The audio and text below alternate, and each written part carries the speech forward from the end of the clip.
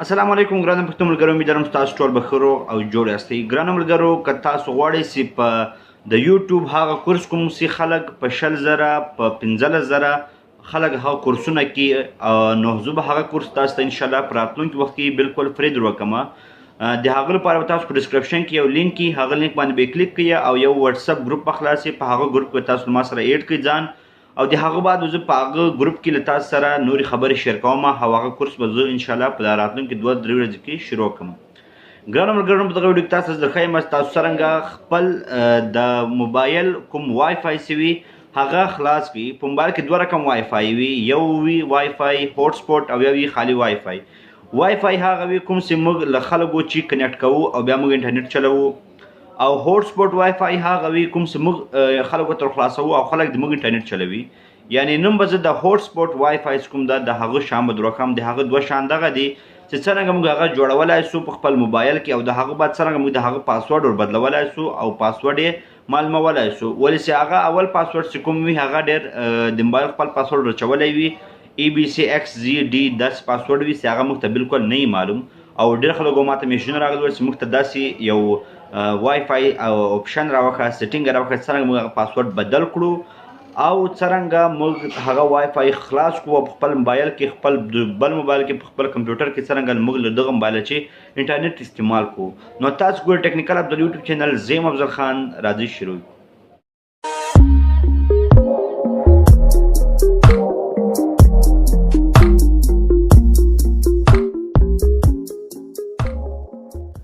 ګرانو ملګرو، د دغه وای فای هوټ سپوټ وای فای لپاره به موږ لاړ شو خپل سیټینګ ته، او سیټینګ به دلته تاسو 2 اپشن وینئ. یو دا وای فای،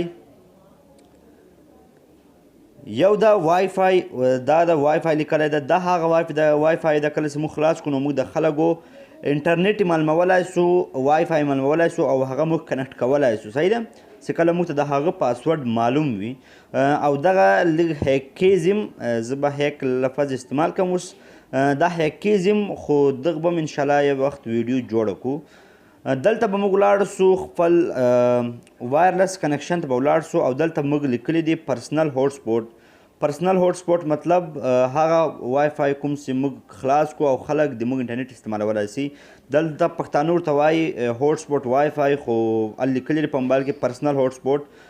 پرسنل هوټ سپوټ به خلاص کړئ او دلته چې موږ کله په دغه باندې کلیک کړو نو د موږ د پرسنل هوټ سپوټ چې ده دا د هغه بعد مثال خلک موږ چې استعمالولی سي چې کله هغه ته پاسورډ معلوم وي، کله چې هغه ته پاسورډ معلوم وي، بیا دغه د موږ انټرنیټ کوم دا وای فای چې دغه موږ پخپله هم په بل موبایل کې استعمالولی سو، او که غواړې چې خپل ملګري یار ته یې ور خلاص کړي نو هغه ته یې ور خلاصولی سي. دا خلاص سو.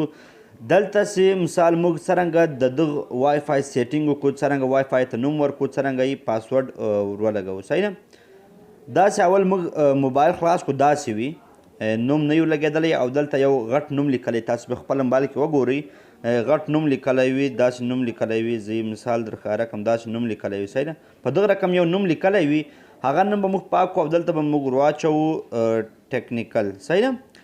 ټیکنیکل به ور واچوو او نور پاسورډ ورڅرنګه ور واچوو. که موږ پاسورډ نه ور واچوو نو دا به بیا هر څوک خلاصولی سي، یعنی هغه هر څوک به خلاصولی سي چې بس هسې وای فای په خپل موبایل کې ونکړي او د هغه بعد تاسو انټرنیټ استعمالولی سي. خو دلته موږ نن یو پاسورډ ور ولګوو. پاسورډ باندې به کلیک کړئ او د هغه بعد دا کته لیکلی WPA2PSK، په دې باندې به کلیک کړئ او د هغه بعد دلته موږ خپل پاسورډ رچولی سو. پاسورډ تاسو هر رقم رچولی سئ، خپل نوم رچولی سئ، د هغه بعد 1 2 3 هر شی ورچولی سئ څه مې زړه وي. د هغه بعد به سیو کړئ.